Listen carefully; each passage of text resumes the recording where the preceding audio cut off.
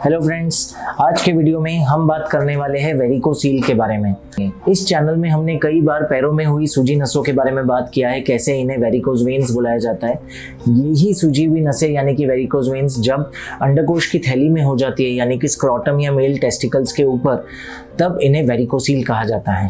अगर आपका हाथ स्किप बटन पे जा रहा है तो वीडियो स्किप करने का सोचिएगा भी नहीं, क्योंकि नंबर 1 ये वेरिकोसील बहुत ज़्यादा कॉमन है। नॉर्मल यंग मेल्स में 15 to 20% पेशेंट्स को होता है। इनफर्टिलिटी के लिए जो कपल्स सेंटर्स पे आते हैं, स्पेशली जिनमें मेल इनफर्टिलिटी रीजन है, इनमें 35 से 40% लोगों में वेरिकोसील पाया जाता है। और फाइनली जो मेल इनफर्टिलिटी पेशेंट्स डायग्नोज होते हैं उसमें 80% तक स्टडीज बताते हैं तो मेल पेशेंट्स को वेरिकोसील हो सकता है। और दूसरा सबसे इंपॉर्टेंट कारण जिसके लिए मैं आपसे दरख्वास्त करूंगा वीडियो में अंत तक जुड़े रहे, क्योंकि इसका आज मैं आपको एक नॉन सर्जिकल मिनिमली इन्वेजिव आधुनिक ऑप्शन बताने वाला हूँ, जिससे ये बीमारी कंप्लीटली ठीक हो सकती है without any recurrence and with minimal complication risk.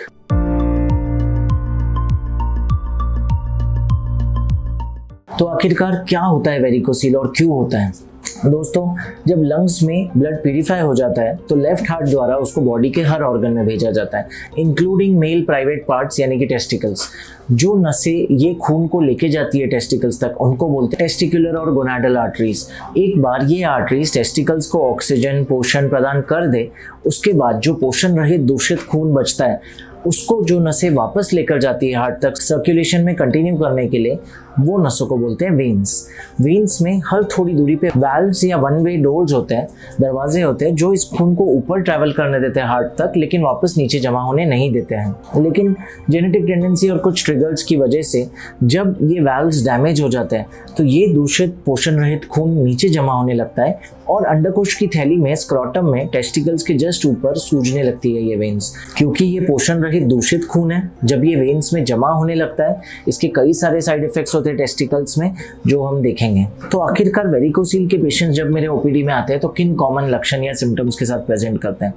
सबसे पहले और फॉरमोस्ट मैक्सिमम बच्चे या आदमी हमारे पास आते हैं पेन और हैवीनेस को लेकर, क्योंकि ये वेन्स सूज जाती है, स्ट्रेच होती है, इनको आदत नहीं है ब्लड होल्ड करने की, इसलिए पेशेंट को बहुत हैवीनेस और पेन रहता है अपने प्राइवेट पार्ट्स में, कभी कभी इतना कि पेन किलर्स के बावजूद उनको रेस्ट नहीं मिलता। सेकंड सबसे कॉमन कारण जिसकी वजह से वेरिकोसील पेशेंट्स हमारे पास आते हैं वो है मेल इनफर्टिलिटी, क्योंकि ये जमा खून दूषित पदार्थ लीक करवाता है टेस्टिकल्स में और साथ साथ टेम्परेचर भी बढ़ा देता है, इसलिए काफ़ी स्पर्म डैमेज होता है, स्पर्म काउंट भी कम हो सकता है, स्पर्म का फंक्शन भी अफेक्ट होता है। और ये कई स्टडीज़ में प्रूव हो चुका है कैसे ये स्पर्म काउंट को अफेक्ट करता है और कैसे इसके ट्रीटमेंट से स्पर्म काउंट और स्पर्म फंक्शन इंप्रूव होने लगता है। अगर लॉन्ग टर्म तक इसका इलाज ना किया जाए तो टेस्टिकल का साइज भी अफेक्ट हो सकता है, श्रिंक हो सकता है, ये भी स्टडीज़ बताते हैं।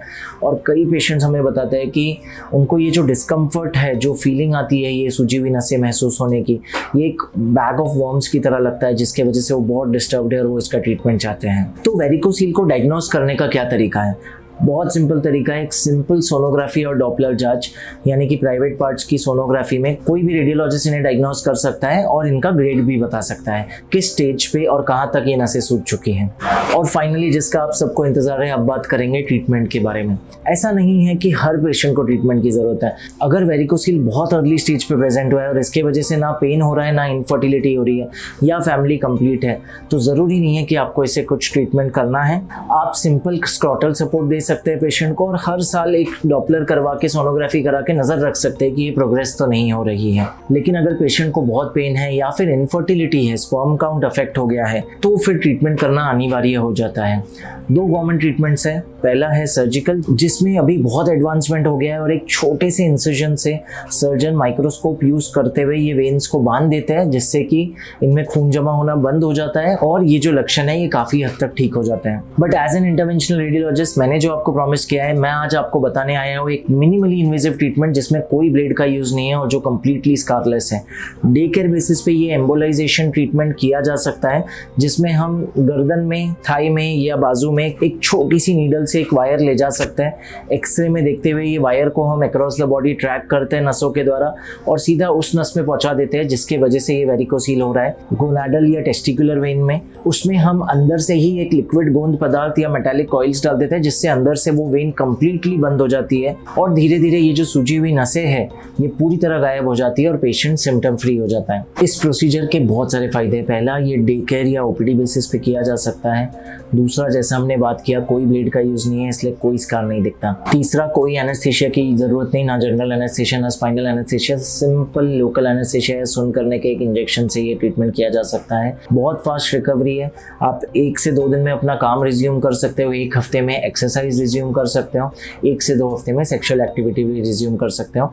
बट मेन 2 फायदे इस ट्रीटमेंट के, पहला क्योंकि आप प्राइवेट पार्ट से इतनी दूर से एंट्री कर रहे हो और दूर से सारा काम नेविगेट कर रहे हो, इसलिए प्राइवेट पार्ट के लोकल इन्फेक्शन के चांसेस ना के बराबर है। बट उससे भी सबसे इम्पॉर्टेंट मेजर एडवांटेज ये है कि एक बार आप इन नसों में जाते हो तो आप अंदर से इनमें डाई डालकर एक्सरे में देखते हुए एक वीनोग्राफी करते हो, जैसे हार्ट की एंजियोग्राफी की जाती है, जिससे आपको पूरी तरह पता चलता है कि क्या ये एक ही नस के वाल्व्स खराब है या कुछ आजू बाजू की भी नसें हैं जो टेस्टिस से खून लेके आ रही है जिनके वाल्व्स डैमेज है।